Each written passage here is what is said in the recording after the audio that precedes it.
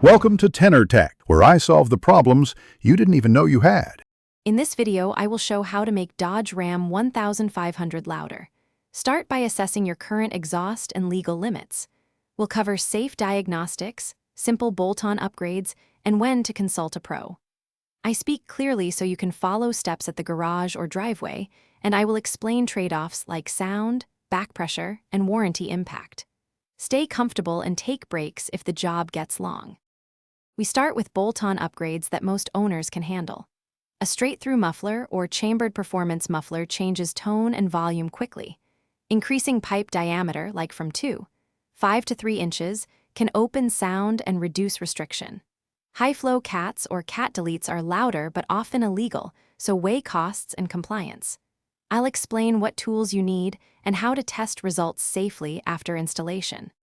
Electronics and tuning let you shape sound without cutting metal permanently. A tuner can open exhaust valves at certain RPMs and change throttle response for a more aggressive note. Exhaust cutouts give instant loud mode while preserving a stock route for daily driving.